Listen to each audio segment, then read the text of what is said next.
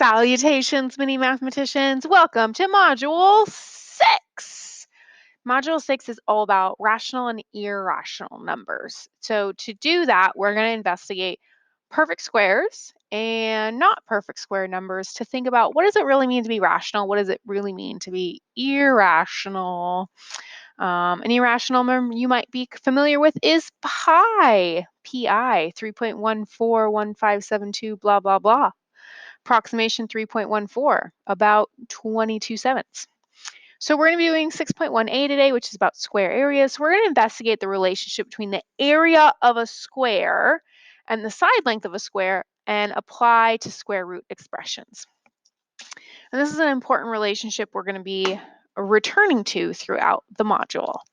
So first of all, let's talk about what area is. So find the area of the following shapes, and a horizontal or vertical segment that's joined together has a length of 1.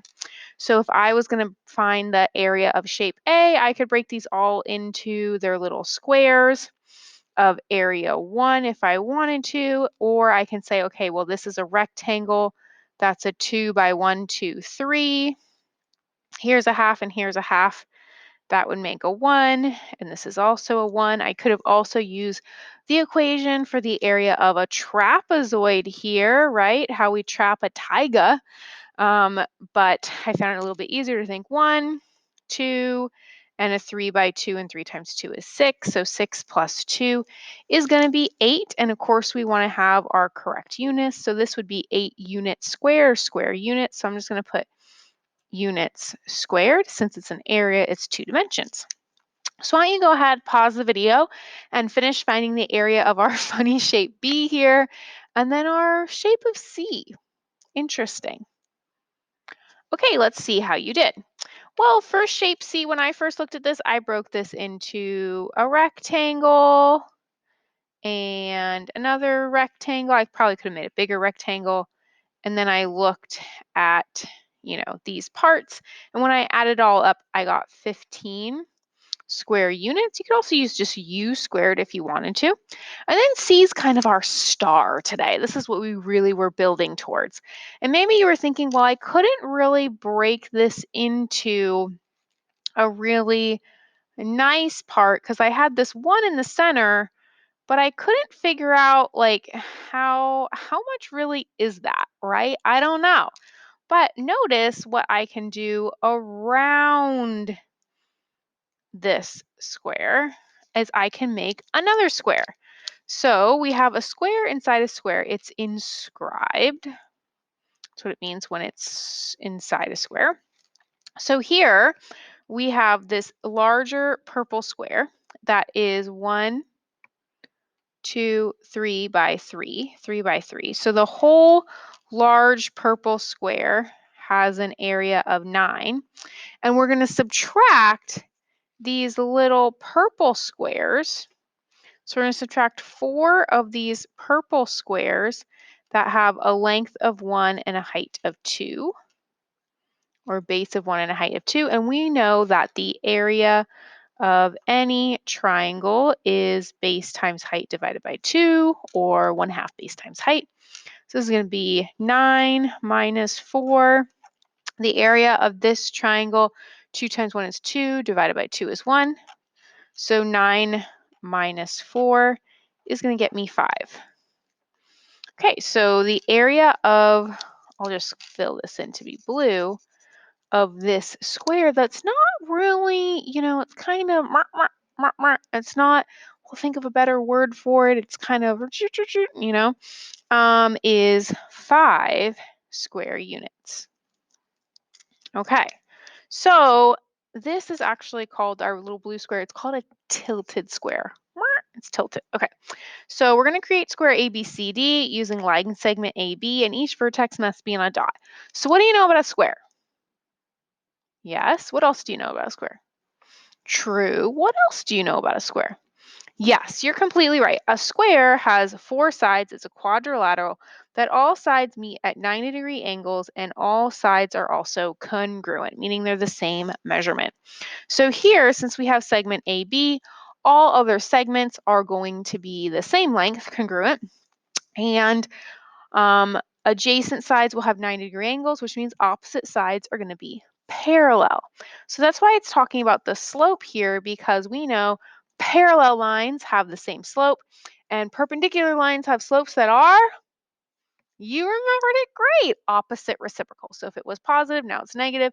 If it was 2/3, then it'd be 3/2, right? So flip-flop. So slope of AB, if we take a look at the slope here, we end up going down 1 and right 1, 2, 3, 4. So rise over run, the slope is 1/4. And if we have this as AB, we just go in alphabetical order. So we know A, B, C, D, and then back to A. B is going to be connected to C. So if we look at the slope of BC, if our original slope was 1/4, this is an adjacent line, adjacent side, so the slope's going to be opposite reciprocals. Very good, -4. So I'm going to go left 1 and up 4. 1. Oh, I'm sorry, you guys. I forgot that this was negative. So this one's going to be positive. I hope you're yelling at your computer screen or your iPad or your phone, whatever you're watching this cool video on. So yeah, because I was like, wait, that's not going to make a square. Okay, so go up 4, 1, 2, 3, 4, and right 1 for a positive, and that's going to be C. So I will plot it as such. And then we know the slope of CD is going to be parallel. So it's going to be -1/4, and this one will be 4. So that means if I go up 1, I need to go left 4. 1, 2, 3, 4. There is my D, and we can double check if we go down 4, 1, 2, 3, 4, and left 1 for a +4. We have the other side of our square. So I'm just going to quickly graph my square. Oh, it almost like fits perfectly. Nice. And if your square doesn't look like a square, regraph it. It should look like a square. Okay, so find the area of a square. So we know the area of a square is side times side. So taking a look here, if we wanted to find this area, I can't count this. I don't know what that area is. Any ideas? Yeah, we can do just like we found this tilted square, because this is also a tilted square. So we can make a square, a perfect square outside the square. Right? Perfect square outside the square, 1, 2, 3, 4, 5. So our perfect larger square is 25, because 5 times 5. Minus, we need to take off these 4 triangles. And notice all these triangles have a base of 1 and a height of 4. So this is going to be 25 minus 4 times area of a triangle, base times height divided by 2. 4 times 1 is 4, divided by 2 is 2. So we have 25 minus 16.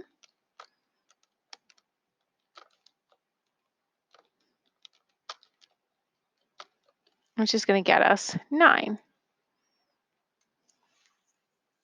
Oops, sorry, you guys. This is an 8. Mrs. Barr, what are you thinking today? And I knew it wasn't a 9 to end up with, because that would have been a perfect square, because 3 times 3 is 9.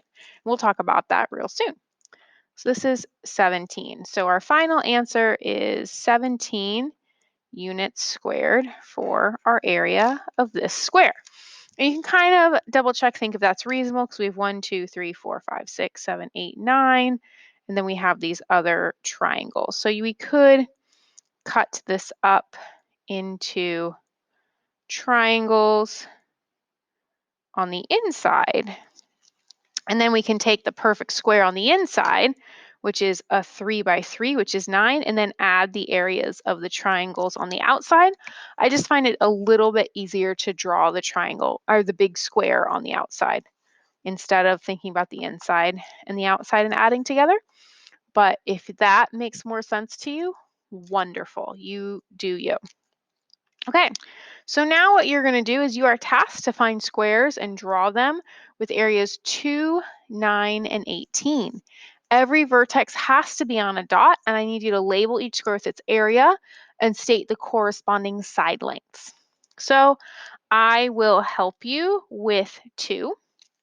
So notice before, this is not a perfect square. There's no number times itself, no integer times itself that equals 2.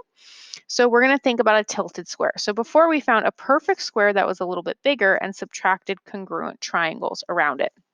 So if I want to make an area of 2, I'm going to take the next biggest perfect square, which is 4, and I'm going to subtract 4 congruent triangles.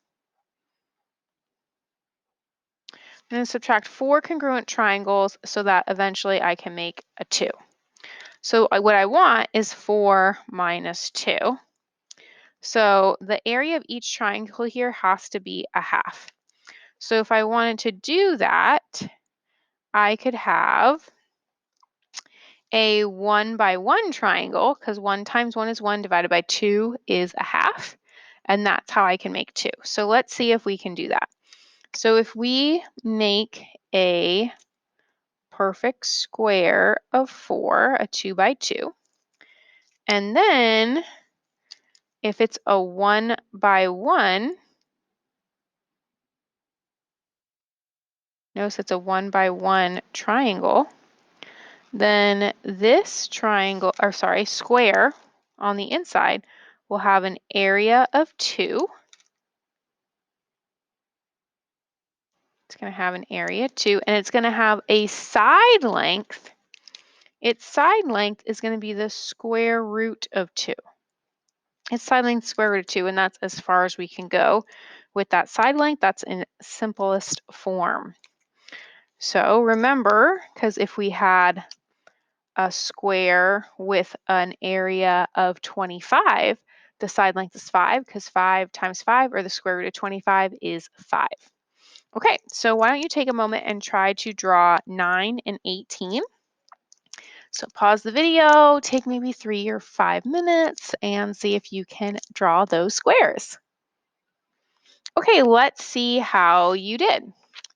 Well, hopefully a square of 9 is not too challenging for you. 3 times 3 is 9, so I'm just going to go 1, 1, 2, 3, 1, 2, 3, 1, 2, 3, 1, 2, 3. And this is going to have an area of 9, and the side length is the square root of 9, which equals 3. Excellent. Guess we need to fill this in. 3 square root of 2. And when you did 18, when you're looking at 18, maybe you thought, okay, what's the next perfect square? The next perfect square is 25. But when you started to try and take 25 and subtract 4 congruent triangles, right? And to subtract from 25 to make 18, you need to subtract 7 to get 18. And you probably noticed you can't do it, right? It's really hard to multiply 4 by something to get 7, because that would have to be 7/4 for an area of a triangle, each triangle, and that is not going to happen in this situation.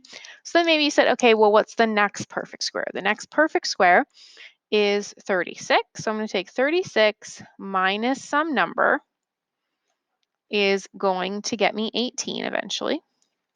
And we know that 36 minus 18 is 18.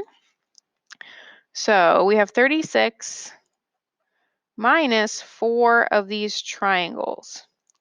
Well, if I want to subtract 18, I need this to be 4.5 for each of them. And 4.5 is the same thing as 9/2.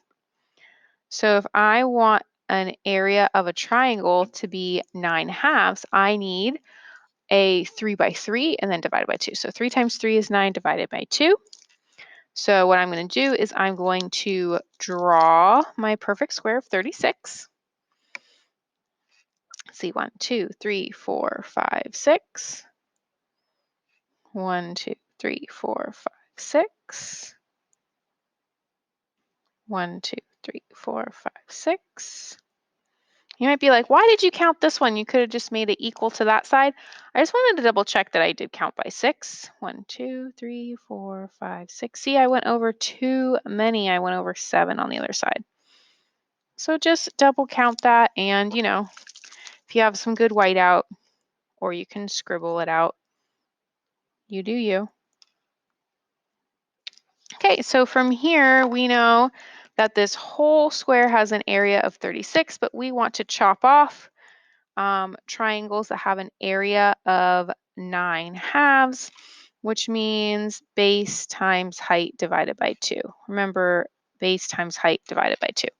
So here we're going to count off 3, 1, 2, 3, 1, 2, 3, 1, 2, 3, and 1, 2, 3 to make our nice square.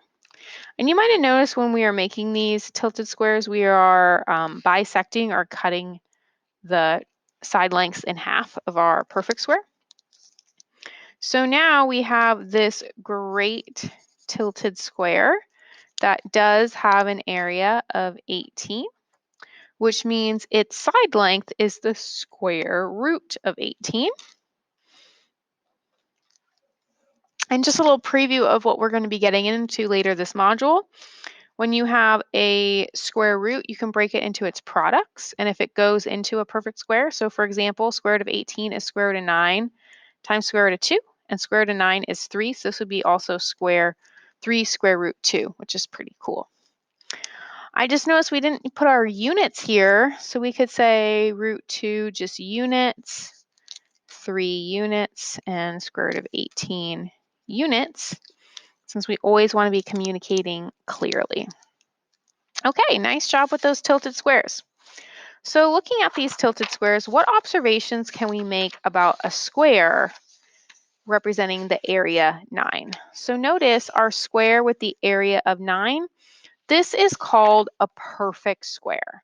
So this is called a perfect square because the side lengths fall on the grid lines, and the side length is the square root of the area, and that value is going to be a whole number.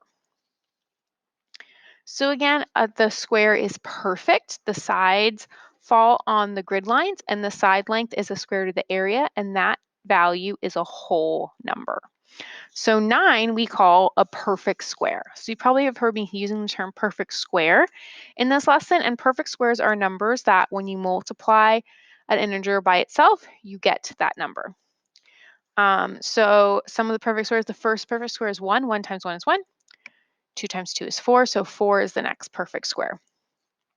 However, when we start looking at squares that are tilted, like an area of 2 or an area of 18, these are tilted squares, and the side length is still the square root of the area. However, that value cannot be represented by a whole number. It's not a perfect square. So 18 and 2 are not perfect squares. In fact, the square root of the area of a non-perfect square, so these side lengths, they're going to be irrational. Interesting. Okay. So what we're going to do is you're going to take a moment to look at the next problems, 6, 8, and 9. So take a moment and explore 6, 8, and 9, and we're going to go over them in just a second.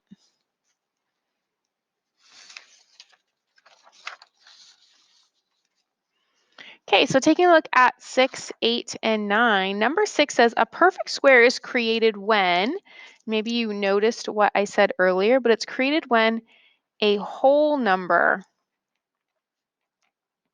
is squared. And if you're not sure what squared means, squared just means raised to the second power. raised to the second power. So if you take 3, which is a whole number, and square it, you get 9. So 9 is a perfect square.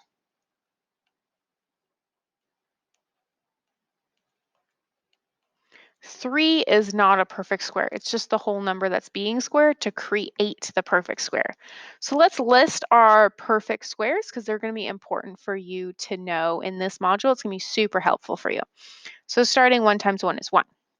2 times 2, 4. 3 times 3, 9. 4 times 4, 16.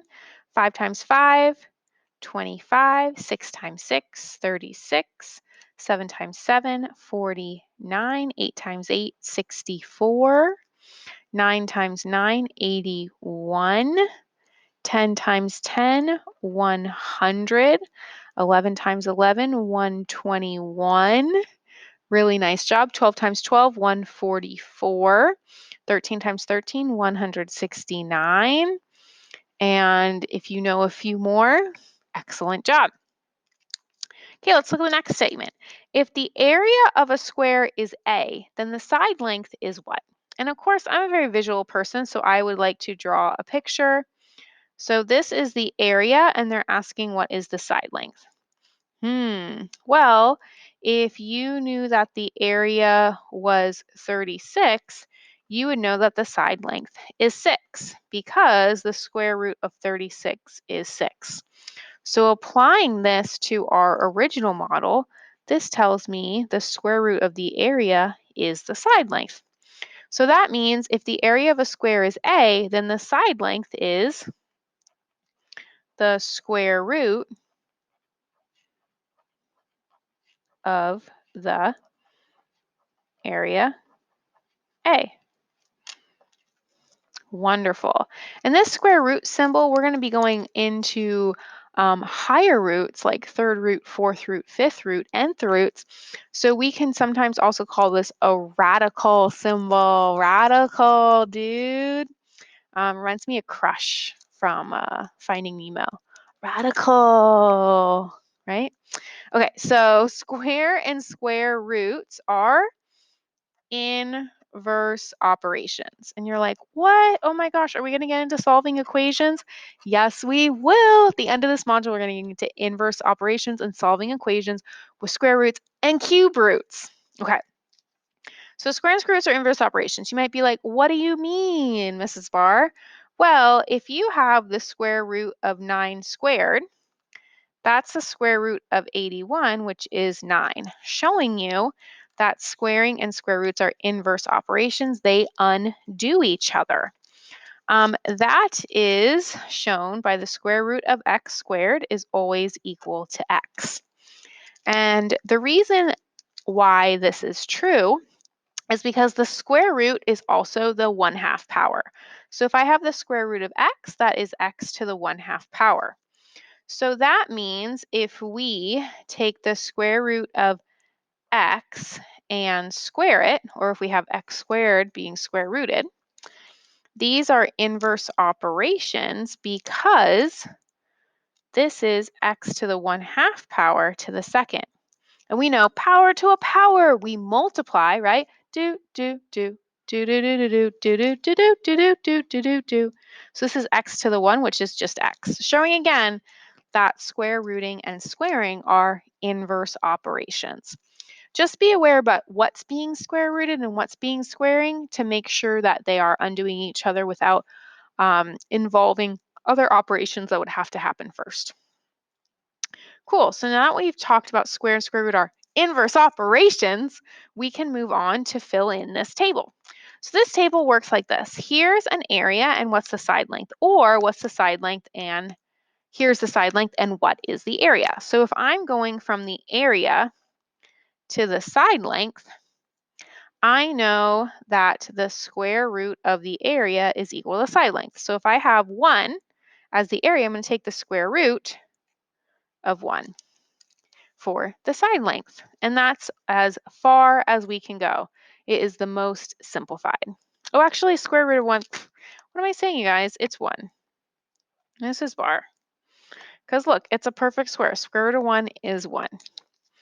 However, if I was going the other way, if I was given a length like 2, the side length squared is equal to the area. So 2 squared is 4. Awesome. Go ahead, take a moment and finish filling in the table. Okay, let's see how you did. Well, 3 is the area. To go back, square root of the area is the side length, so this is square root of 3. If you have the square root of 13 and you square it, remember square rooting and squaring are inverse operations.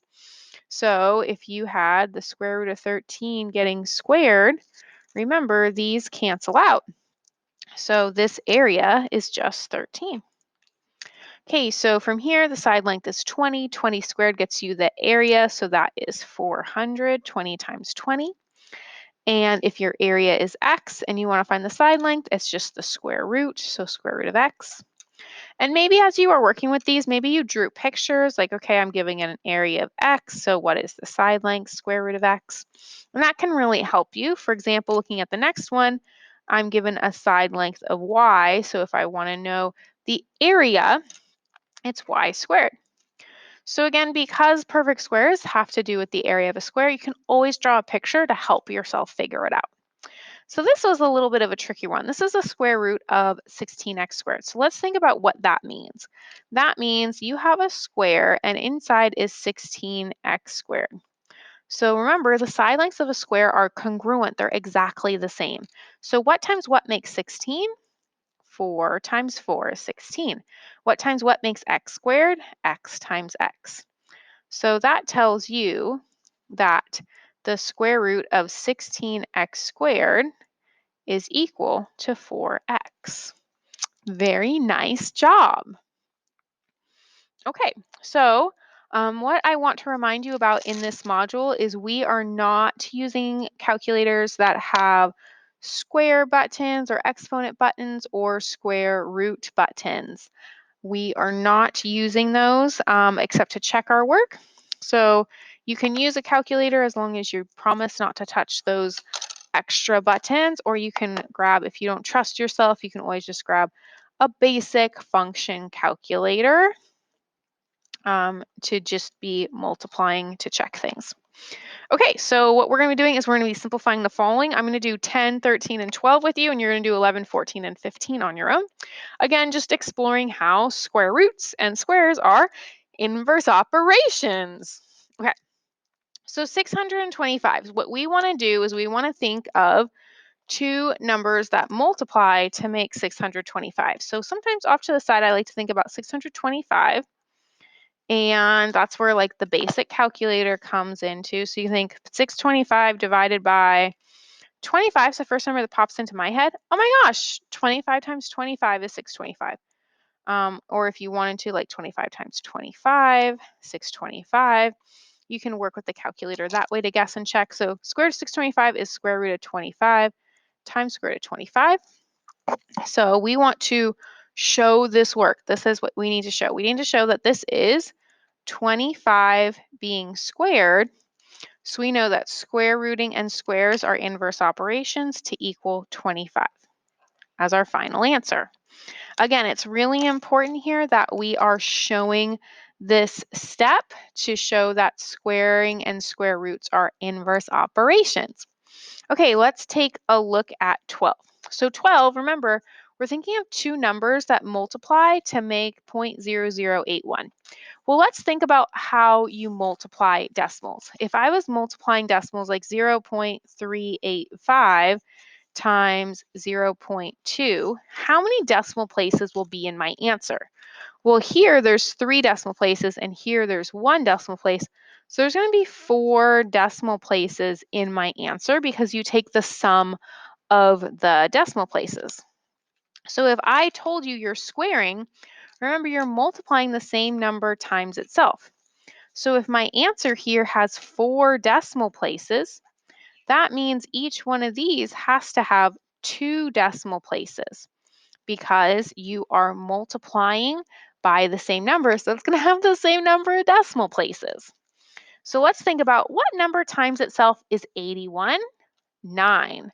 So because we know it's 9, this is equal to we need 2 decimals places, so 0.09 being squared. Remember, square roots and squaring are inverse operations. So this is equal to 9/100.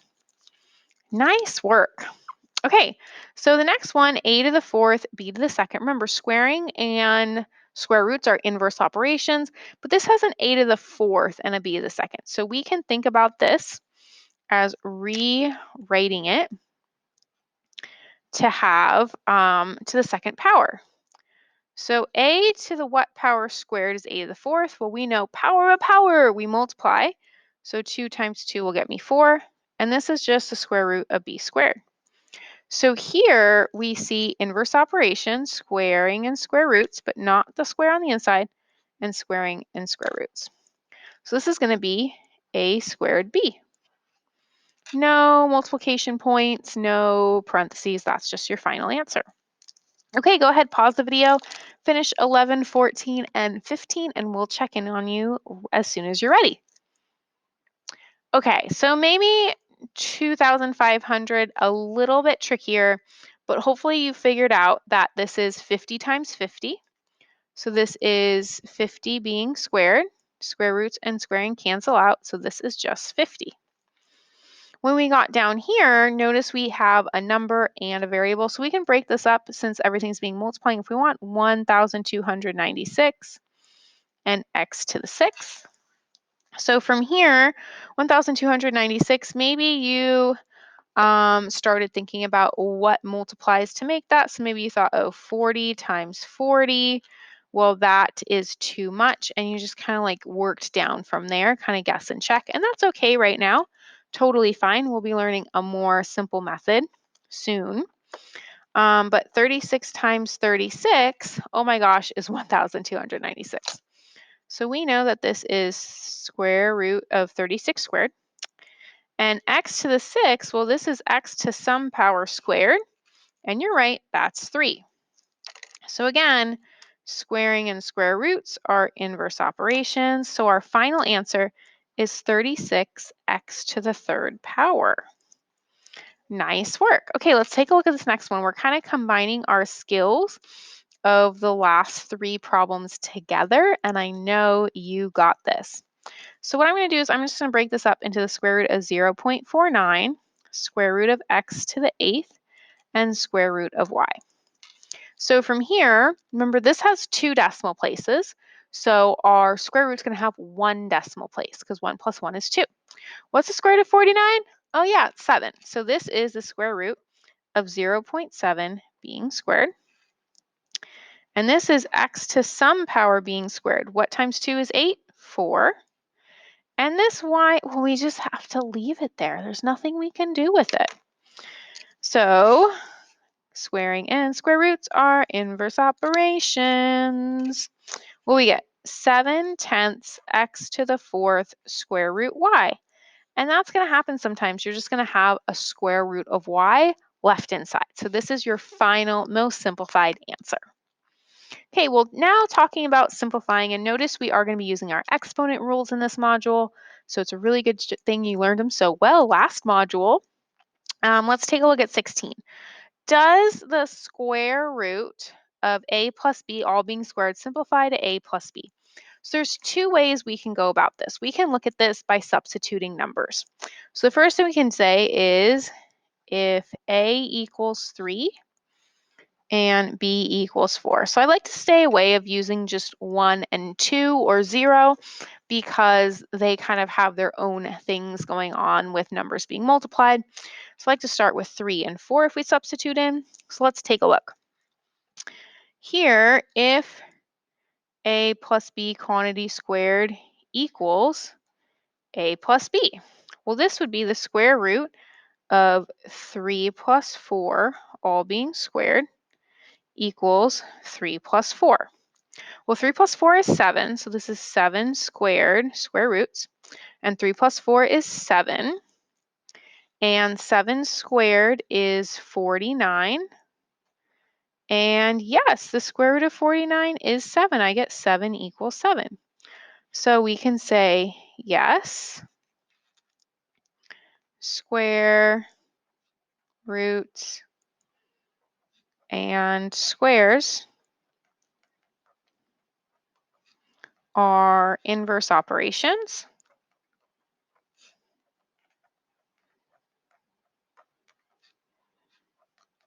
All of a plus b is squared and square rooted.